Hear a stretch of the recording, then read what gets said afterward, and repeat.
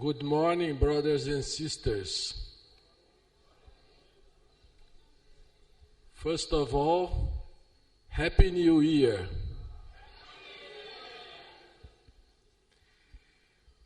Second, I kindly ask you to switch off your mobile phones or put it in silence mode. Third, we have some announcements.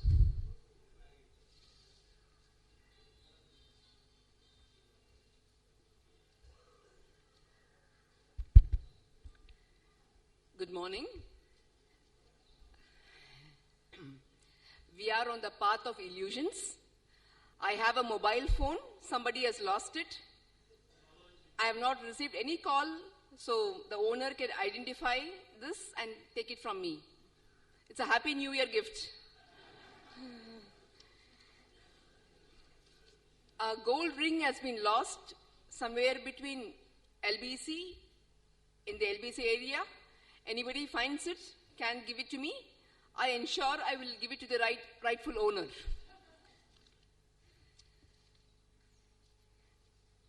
Today at 4:30 p.m., there would be a tree planting ceremony near the reception area. Yesterday evening we had a reception. In that area, there would be a tree planting ceremony. The meeting of the Marathi Theosophical Federation will be held today at the Bharat Samaj Temple at 1 p.m. The Marathi Theosophical Group would meet at 1 p.m. today. The members of the Kerala Theosophical Federation will meet at Adyar Theatre after the Indian Section Convention, right at this place. Thank you.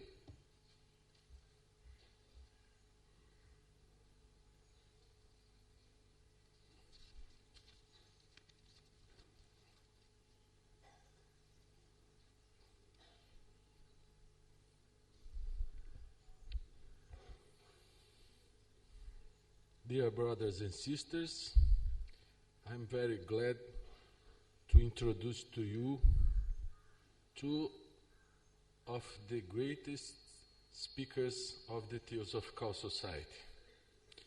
One is Sister Linda Oliveira, and the other is Professor R.C.Thampi. First of all, we will hear Sister Linda Oliveira. She has held various positions in the Australian section and is currently its national president. She served as international vice president of the Theosophical Society from October 2008 until late 2011. 2.5 years of this period were spent here at Adyar, the Society's international headquarters, before she returned to live in Sydney. She is member of TS since 1971 and joined the Society after hearing some talks by J. Krishnamurti. Her arts degree in the Australian National University focused on humanities and political science. She has given presentations for TS in various countries, and her writings have been published in a number of TS journals. A primary inspiration in Linda's life is theosophy, especially its potential to profoundly transform an individual when reflected upon deeply and when practiced with heart and mind. I invite to address you our Sister Linda Oliveira.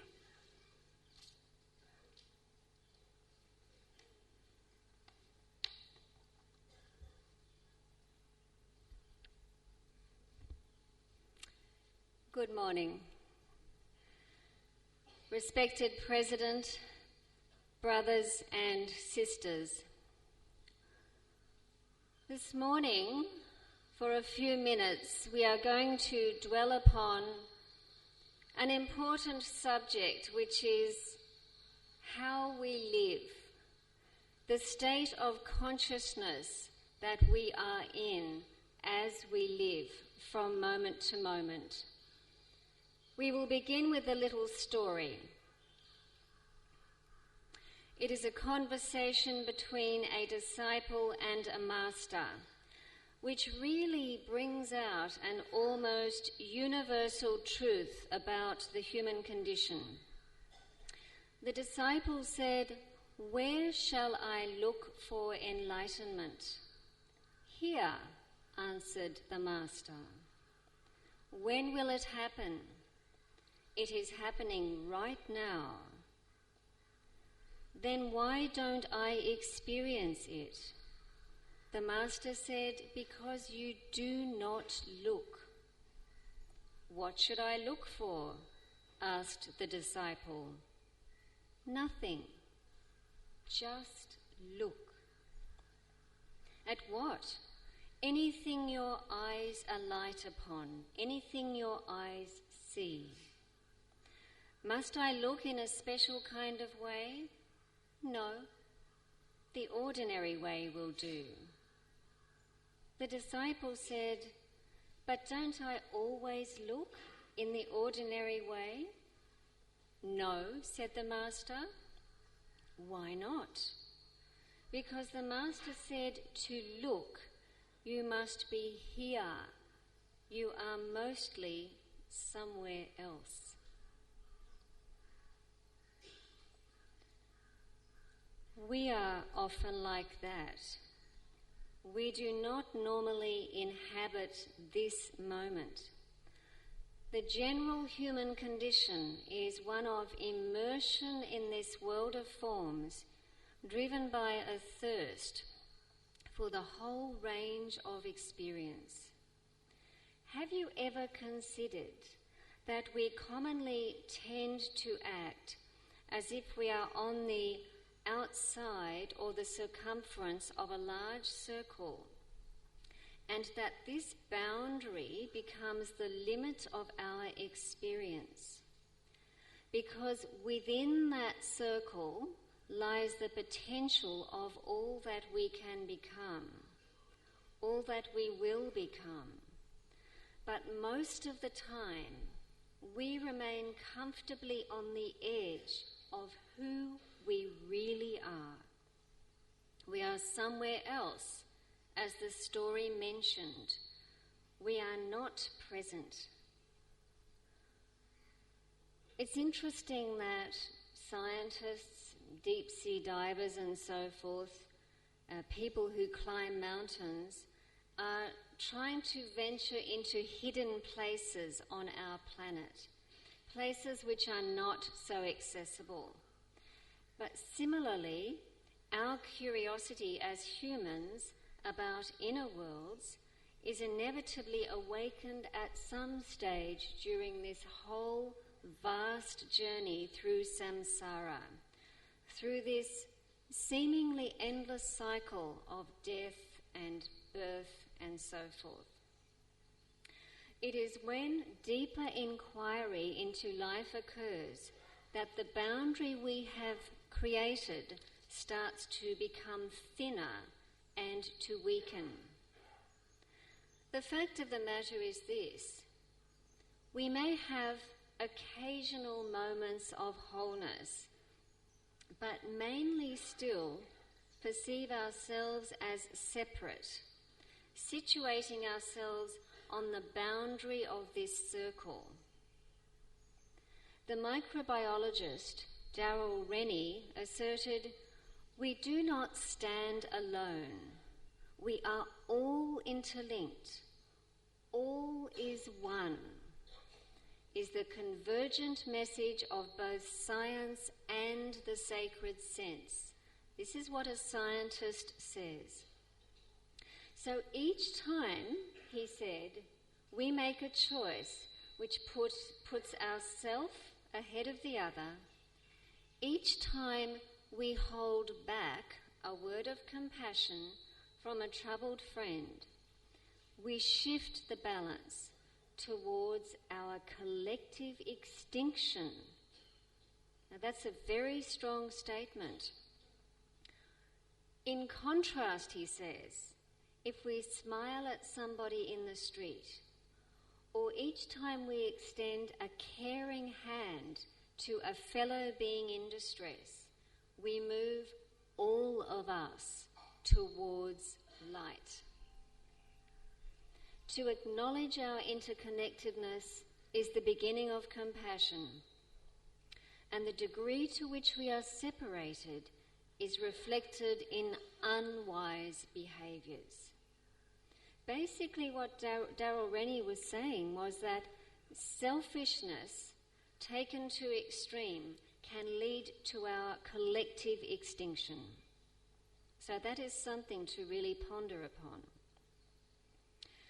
Now, rather poignantly, the author just mentioned also observed that each moment is an undiscovered country. Each moment is an undiscovered country. A very eloquent observation. This implies that either we do not live in the present moment or we do not live fully within this moment. Perhaps some of you might identify with this. This particular moment is undiscovered because we do not allow it to reveal itself to us. Typically, the mind may roam between the past and the future, disturbed by many, many things which may ultimately be very trivial. But it is only in this moment that there is harmony and depth and joy. Each of these qualities is diminished to the extent that the mind loses focus, either moving backwards or forwards in time. As soon as something is finished, a past moment cannot be relived fully. Perhaps you have noticed that. Something pleasant happens, we try to live it again in our minds, but somehow or other it is a more faded experience or version of the experience itself. We can think of this process as similar to the dial of a radio. Only when the dial is centered on exactly the correct frequency is there real clarity. Any other position on that dial produces static. Of course, we live in the digital age now, so those dials don't exist so much. But I'm sure that people here will remember radios with dials. And so we live with this kind of static in our consciousness, partly because various thoughts and feelings that we have relate either to the past or the future, or they are not very strong, they are not very clear. So the mind is fundamentally lacking in strength. Only by deliberately turning the dial do we actually attain clarity. And so it is with the mind. There needs to be a conscious movement of consciousness so that the static is diminished and a real coherence, a real focus can emerge.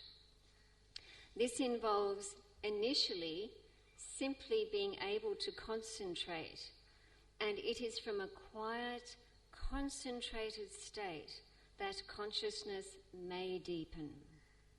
It is possible, in fact, to live from a consciousness or within a consciousness that tends at all times towards unity. In the diagram of meditation attributed to HPB, one is advised to begin by conceiving of a state of consciousness or a state of unity by expanding in space and time. To begin from this state of unity, or trying to at least imagine this in our minds. After a set of acquisitions, a complementary set of deprivations is laid out, and the student is told to refuse to think about the reality of friends and foes, separations, and so forth. This can only be accomplished when the past and the future are set aside. Ideally, the past and the present should be brought into consciousness only when they are relevant to a given situation. In other words, if we take this principle of the fundamental principle of the diagram of meditation to heart, then unity can become our pole star. Unity can become our guiding light. Unity of consciousness is a very clear and focused state. If this were, imagine this, if this were to become a constant background to our lives, it would actually be possible to meet every single situation with no prejudice, no prior assumptions, no reactions, without trying to predict outcomes and without analysis. A unitive mind is a tranquil mind. This may seem supremely difficult to attain, but it is possible. This is direct perception. Many people are so full of mental and emotional noise that they are quite simply afraid of silence. However, meditative practices can help one not to be so afraid. We need to learn to be still, because in this stillness there is no striving, there is no worry, there is no wasted energy.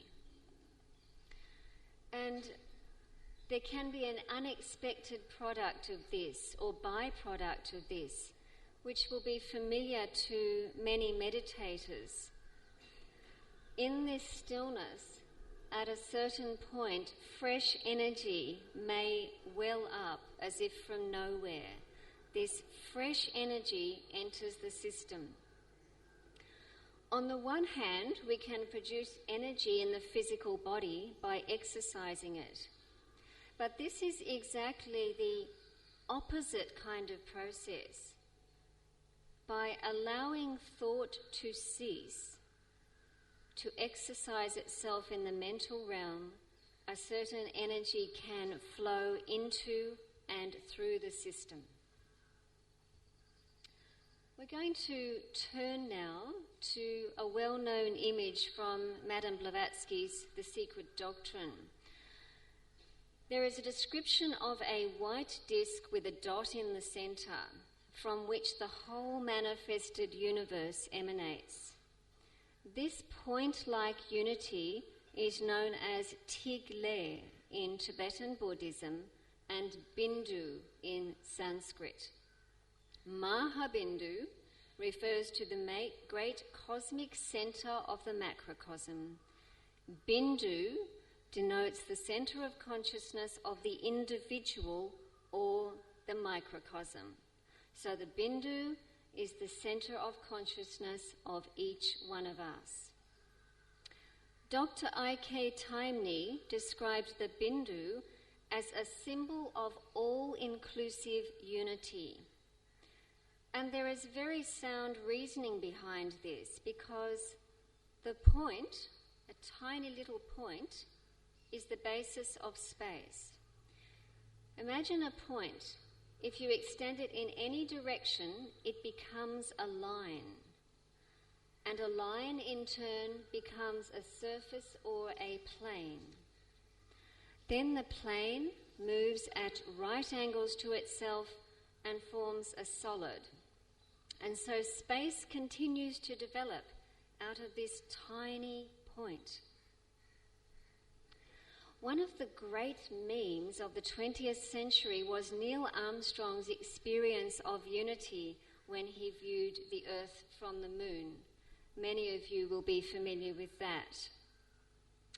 Theosophical author Jack Patterson recounted another such experience that happened to an Australian called Arthur Osborne. Osborne had been reading about Pratyagatma, the collective self, and Paramatma, the supreme self. But he was confused about the two. The following day, he opened the book concerned at the same page and had a profound experience. His surroundings simply disappeared, and he found himself in the midst of a boundless ocean. Around him, many, many columns of water rose up, and they united overhead in a kind of misty unity. He said, "I knew the columns of water to be human beings, which sprang from a common source and which reunited after a temporary separation into a richer unity." He said, the water columns were people. He was one of them and they were him.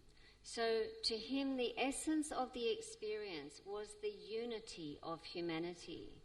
It was one of those things that seems to happen in a very short moment, because afterwards he knew that this experience took almost no time. He said for about 10 days after this, he simply wanted to throw out love frequently into the surrounding neighbourhood. That is how profound this experience was. He was full of joy and exaltation. This was not a psychic experience. It was a profound, even a mystical one, presumably a brief but potent touch of Buddhic consciousness. Let us return now from this story to planes and lines and points. Many planes can meet at one tiny point. An infinite number of lines can meet at a point. Remember the image of a circle?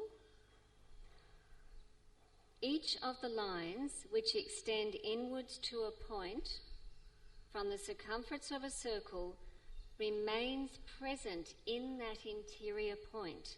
In other words, the center point of a circle can contain an infinite number of points where each particular line crosses at that intersection in the middle.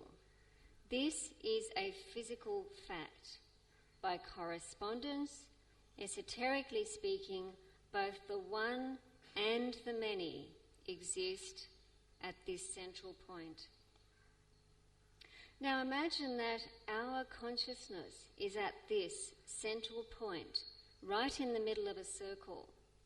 From here, we could look out from the centre and know the nature of any line that leads to or from it.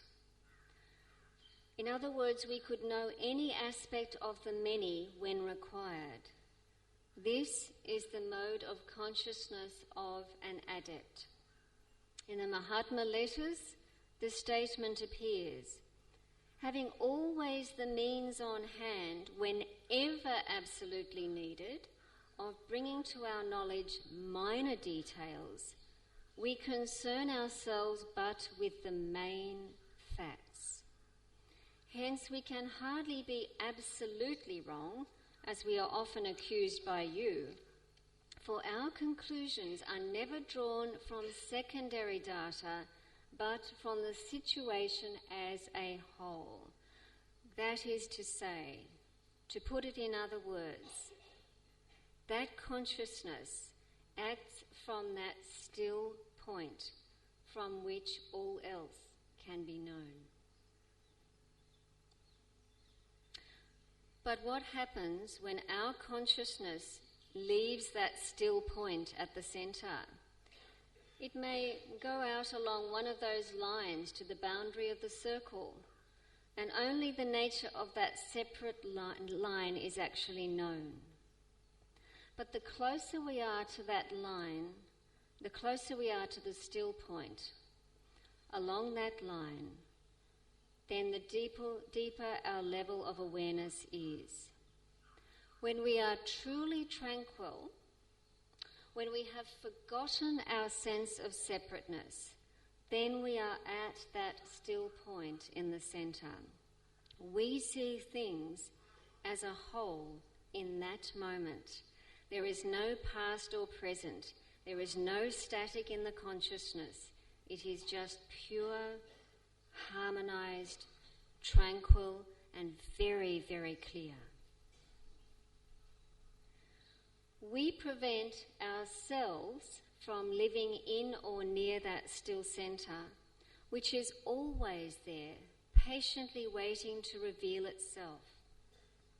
In the Bhagavad Gita, Krishna provides much wise counsel to the despondent Arjuna. The chapter which is rendered the Yoga of Self-Subdual gives some hints.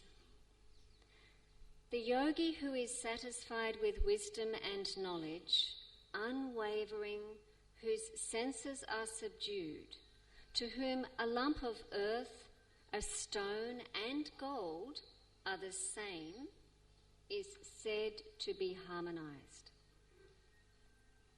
Then it goes on, he who regards impartially lovers, friends, and foes, strangers, neutrals, foreigners and relatives, also the righteous and unrighteous, he excelleth.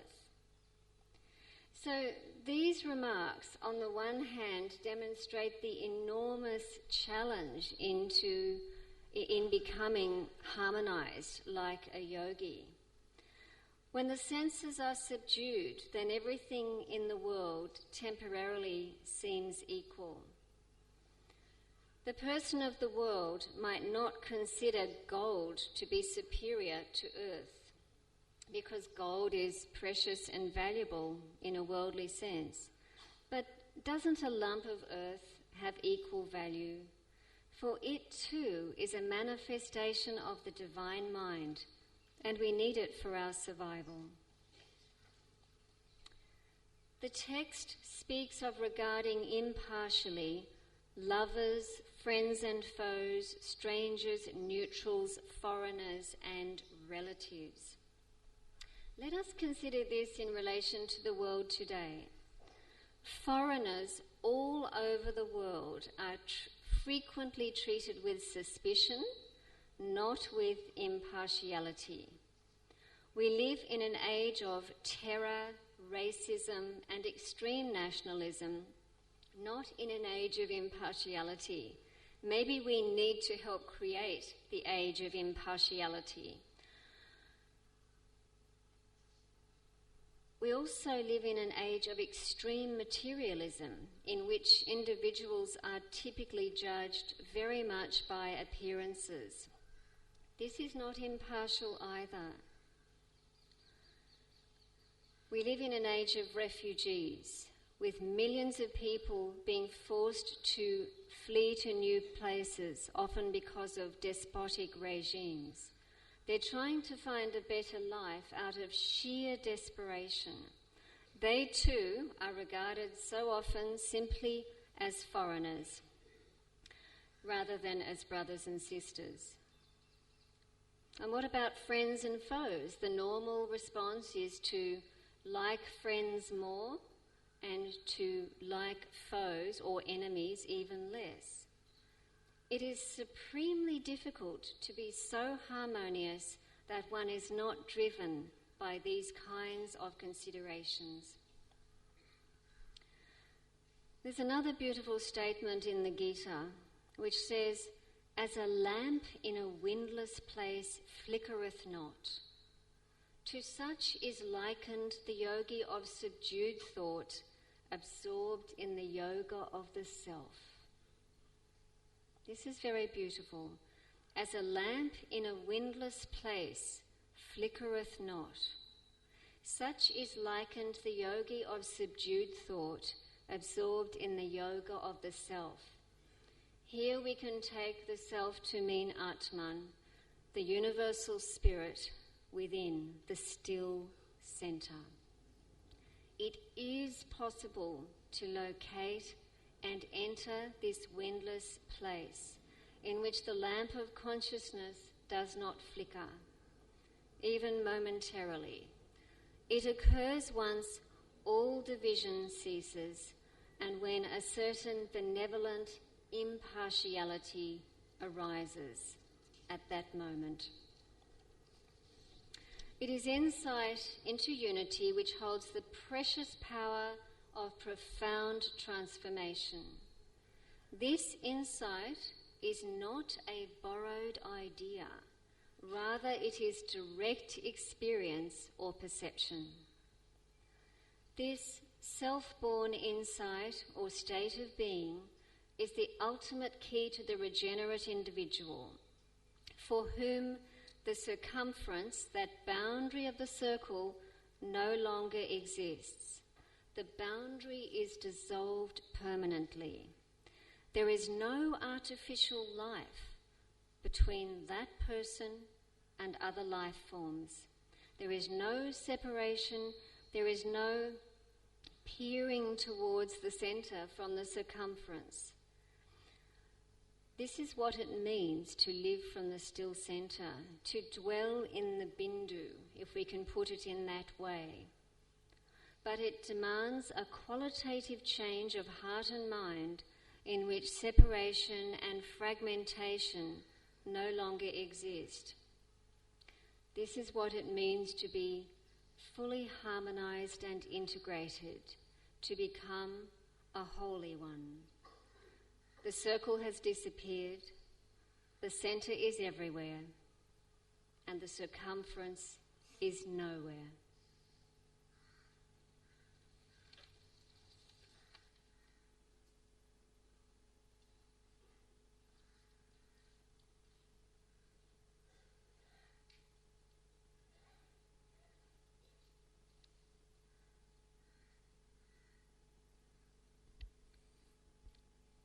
I would like to thank Sister Linda for the inspired, wise, and profound words. Then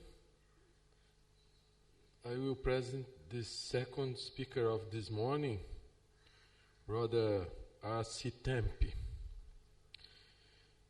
He is a retired professor of English. He joined the Theosophical Society in 1959, national lecturer for 7 years. He's director of the School of the Wisdom for a number of years and conducted several courses in the School of the Wisdom. He's vice president of Besan Educational Fellowship and conducted study camps at national and federation levels. He's president of the Kerala Theosophical Federation for 9 years. I invite to address you, Brother R.C.Thampi.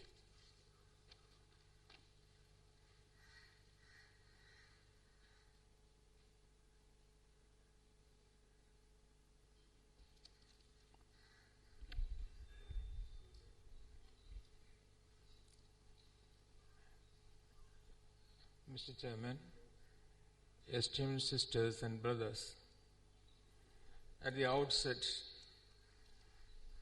especially when we begin the new year with this session, where we too are honored to address you all, I want to bring to your notice a very important truth which we must bear in mind always. That is, whenever we deal with anything connected with theosophy, it deals with something that is so vast, so deep, beyond the comprehension of our more ordinary mind, that very often we will be forced to use terms describing narrow, limited things, but which can be described only with words like infinity, eternity, which we cannot grasp at all. So we have to approach that with extreme humility, with great reverence, because there is nothing more holy than what we are trying to grasp. So it is just by way of preparing a background for what we have to discuss, and what our sister has just now said also belongs to that realm, that dimension of things. And so here I begin with a reference to a statement very often repeated by students' literature. It is said, every man's life of any worth is a continual allegory. Allegory is a story which conveys a certain moral, a certain lesson, something to learn from. So a story which has a message for all, that is an allegory. So every man's life of any worth is a continual allegory. And very often we don't take it like that. We don't give it that value. Now, especially when we deal with great leaders of the society, this is literally true. Their life is a continual life, allegory. Now, I want to draw your attention to Dr. Annie Besant's life. You know, as mentioned yesterday by the ambassador, it was a series of adventure, passing through different facets of our life, from comparatively peace periods to a stormy, very dark kind of experience, passing through all kinds of crises, most unbearable, where she even tried to put an end to her life. Once, when she was about to swallow the chloroform that she had taken in her hand, then she heard that voice, "You covered." And similarly, but that made her rethink about the whole life. And then she joined the free thinkers movement. And later again, she had problems. And then she heard the voice, "The light is not far away."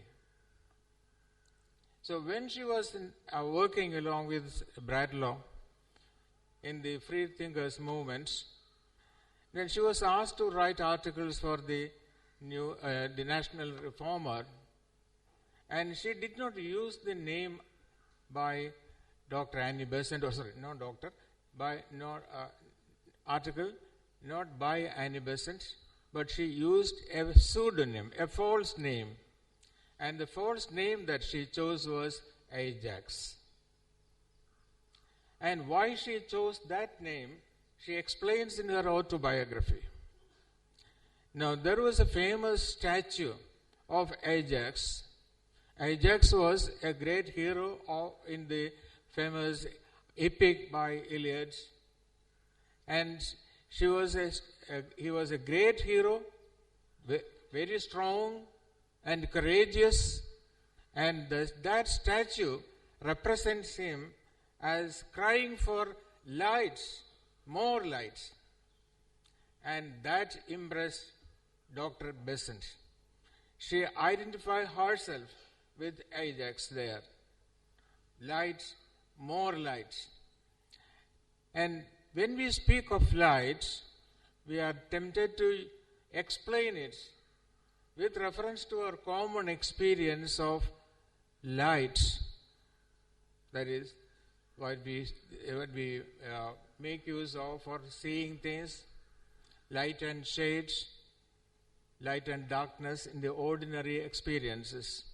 Now let us deal with that in a different sense. Now,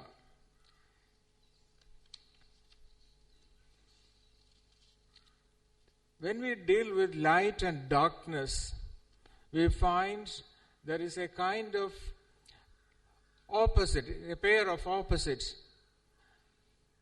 And very often in our ordinary life, we find it very difficult to discriminate between what is real and what is unreal. There is that opposites, the pair of opposites, light and darkness. How to discriminate? This is fundamental to our very existence, this discrimination, especially between what is real and what is unreal. And this is the human situation. And this has been explained by Plato. Actually, Plato was presenting things which he learned from Socrates and approached in his own way. And Plato says, or in the dialogue, Republic, Plato introduces Socrates as one of the persons engaged in this dialogue, and it is through that character he presents this idea. Or Socrates explains to his disciples. Now, let us imagine that we are in a dark underground cave, and there are people who are seated, chained. They are chained to their place. They cannot move aside. They can not turn aside. And just before them, they see this wall. And just behind them, there is a fire. And between the fire and these people, there are certain figures moving all about. And these people can see only the shadows cast on the wall by the reflection caused by the fire behind. They cannot turn aside and turn back and see what is happening. They see only the shadows on the wall. That's all that they experience, and they feel that this is the reality, these shadows. That is the world for them. And then Socrates says, assume or imagine that one of them somehow managed to escape from there, free himself from the chains, and then he just goes around, and then he finds there is a fire, there are the figures moving, and what he had seen on the wall were mere reflection or illusions. And he was very happy, very delighted, and then he tried to leave that cave, and he found opportunity to climb out of this to the world outside. And so he went outside, and he saw the sun, which was the cause of all these lights, and he was in entirely different worlds. And so his understanding of the world, from what he considered as only the shadows, changed when he moved away, and he saw the fire and the moving figures, and that became the world for him for a moment. And then when he came out of the cave, then his understanding of reality changed revolutionarily, and then he found that is the reality. Then he was so happy that he thought of coming back to the cave so that he could help the other people who were there, who were steeply steep in the ignorance or illusion. And so he came down, and when he came down from that brilliance, then he found it difficult to make out things in the darkness even. And then he had some difficulty in making out even the shadows. And those people who were already there were told by him, so these are not the things which are really existing, these are only shadows. Then they just laughed at him and said, now what happened to him? He went up, came down, lost his eyes. So in future, nobody should leave this place, because this is the only place which is real. And nobody should leave this place. And if somebody tries to persuade another person to leave this place, he must be immediately killed. So that was the decision, because as far as they are concerned, that is the reality, the only reality. But we know, or only when a person comes out of that, one realizes that one was in a world of illusion, and he must try to be free from that. So the first thing that is necessary is to realize the limitations that we are subjected to. Then only we will be having the desire to be free from that. So here, this is a very important an analogy.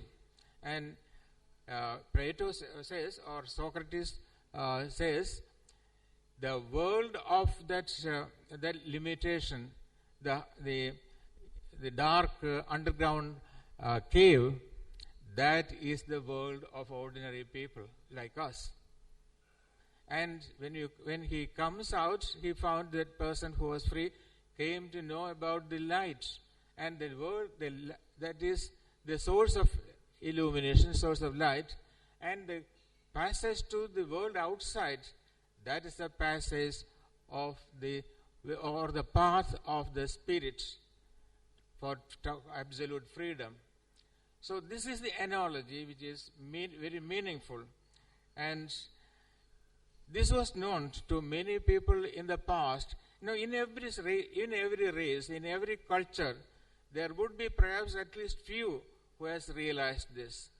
Now, several millennia ago, in India, on the banks of the lush green banks of the sacred river Ganga, in the valleys of the great Himalayas, in the caves there, the dark caves of Himalayas, there were great saintly people who just looked into themselves just to realize the riddles of life, just to explore the mysteries of this cosmos. They did not go out, but they just looked into themselves. And then they discovered the truth, and then from them came this great prayer. And here is the English translation that is known to all of you: from the unreal lead us to the real, from darkness lead us to light, from death lead us to immortality. This is from one of the earliest Upanishads, Brihadaranyaka Upanishad, which forms a part of the Yajurveda. So here they discovered that they have to be free from their limited condition of total ignorance or illusion, and then from the depth of their being immerse this prayer, and that was what we hear from them. And then in Bhagavad Gita, there is a very important stanza which is, it begins with this line. I will just read that line in Sanskrit. Jyotisham api tat jyoti. Tat, that's jyoti. That jyoti, jyoti is a word that may be a translation for the word light. But the English word light does not signify the real spirit of the word jyoti. Jyoti suggests something much more than light. So that jyoti, it is the light of all lights. So when we deal with light here, it is not the ordinary light that we are talking about. It is a symbol which is suggesting many deeper and deeper truths. Something which takes us to a region of consciousness about which we did not know anything. And so here in Bhagavad Gita it is said, it is a light of all lights, of ignorance and beyond all darkness, and or beyond all ignorance and delusions, as the one self in all. So that Jyoti, that light, is here identified with the self, the one self in all of us. Then it is said, it is knowledge, object, it is knowledge, object of knowledge, and the goal of knowledge, ever established in the heart of everyone. So this is something mysterious. It is mysterious mainly because we are, as the madam has just now mentioned, we are all conditioned by this, by a limited world. Now, with a mind which is conditioned by this limited world, ever since our birth, we may not be able even to just have a scratch of the surface of the meaning of these terms. And that is the problem with us. And again it is said, light has been used as a privileged metaphor. Now here, when we find that ordinary words are incapable of expressing that we want, we use devices like figure of speech, like simile, metaphor, etc. So light is not a lexical item, just like a dictionary meaning. You look at the meaning of light, then light, a number of meanings, but we are not talking about that. It belongs to a totally different dimension of consciousness. That is what we are meaning with the word light, because it is here used as a metaphor which stands for something else, and that too, this metaphor does not suggest another common experience or imply another common experience. That is what metaphor stands for, and it stands for something that is not the average or ordinary experience of our daily life. So it's a privileged metaphor, and it is a very common expression only in mysticism or the deep study of religion, and not only in a particular part. For instance, in ancient Greek it was used, and in ancient East also it was used, and it's a symbol of our union with the divine.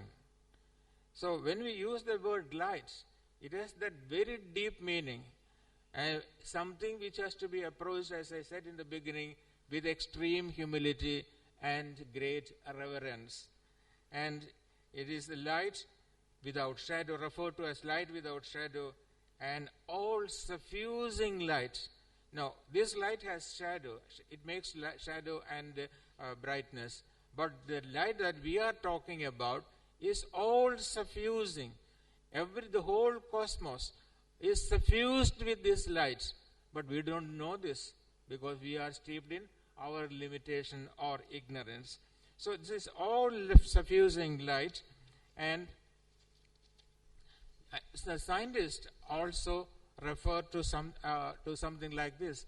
Now we are happily realizing how the great scientists, the greatest among them, are coming very close to what theosophy says.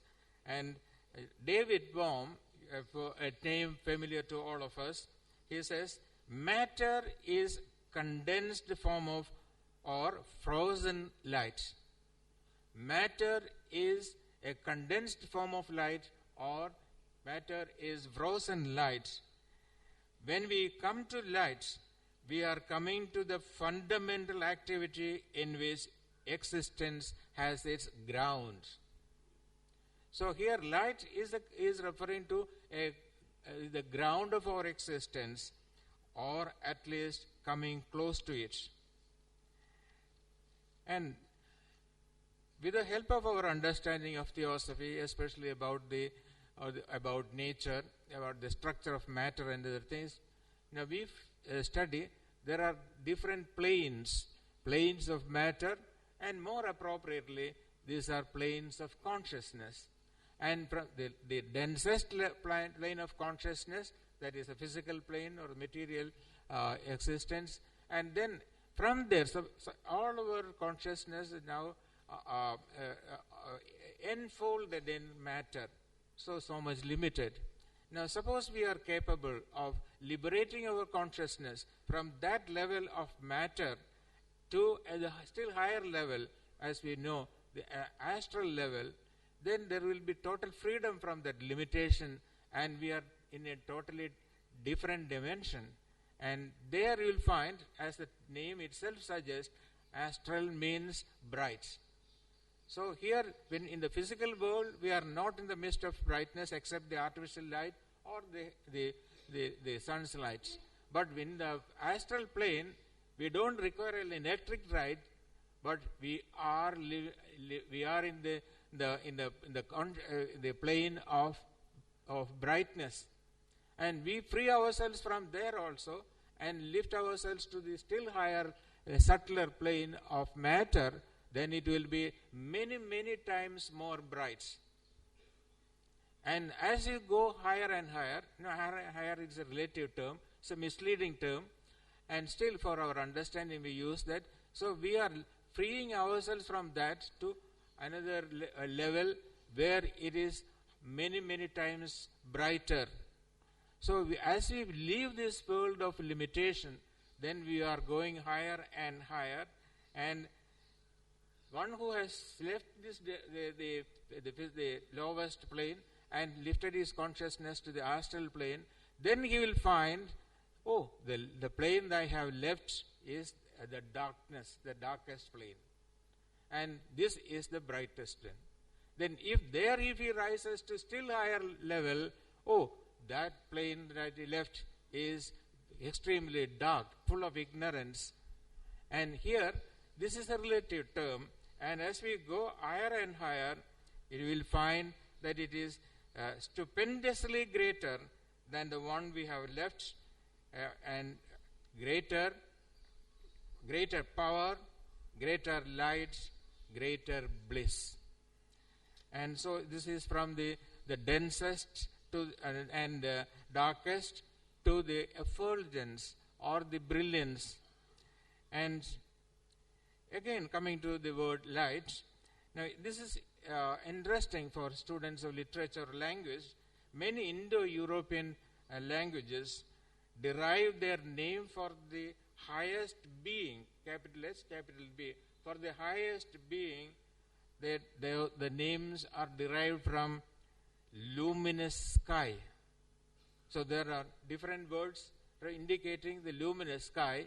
The name for the highest being is derived from the word indicating the luminous sky. For instance, Deus, Deva, Zeus, again Deus, Deus, Deo, etc.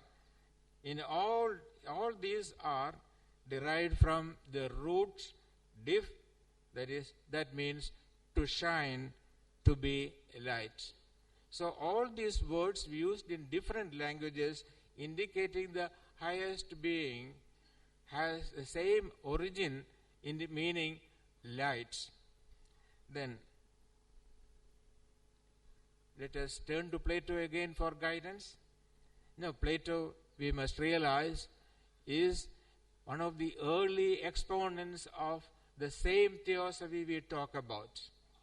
If you just trace the history, you'll find what we talk about is the same theosophy that has been presented to the world by Plato. And so we have an affinity in our understanding of these things with Plato. And Plato said, light is not only an image. Now these words can be used as an image, but light is not really a concrete image. It's an abstract thing. But still, light is not even that.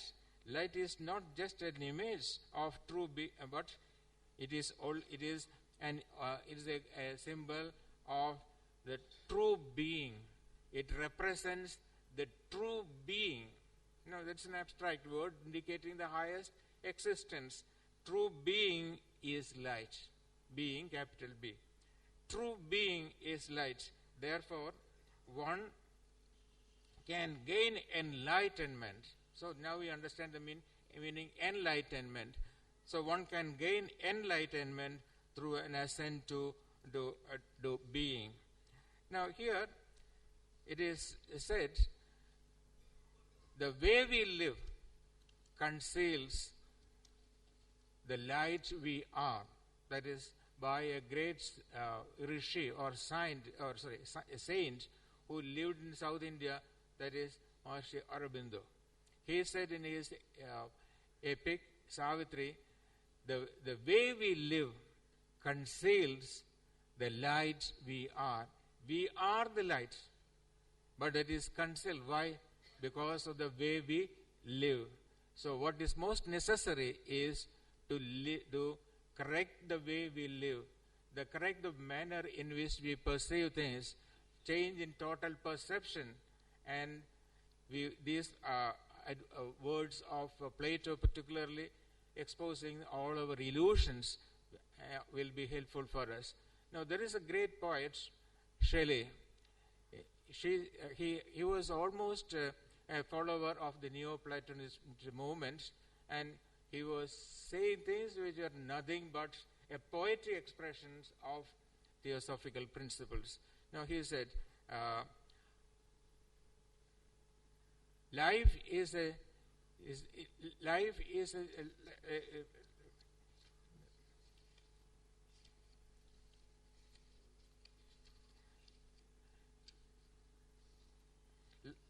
life is a dome of many colored glass.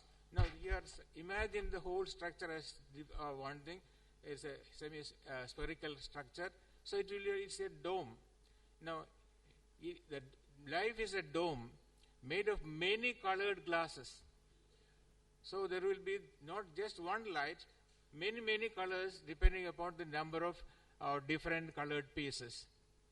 My life is a dome of many colored glasses which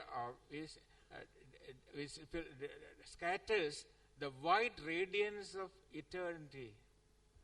The outside that, there is the pure light, and that is the radiance of eternity. And so eternity is one, it is light, and this is scattered by this dome.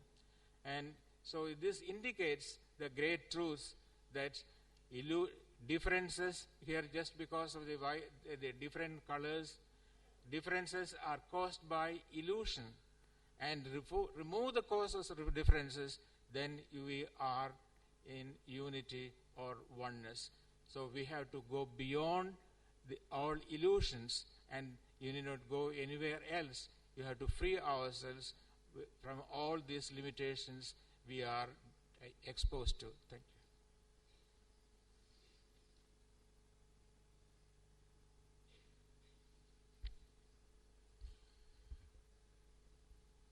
We can see from both conferences that the real we look for, the real that is beyond illusion, is that point referred by Sister Linda,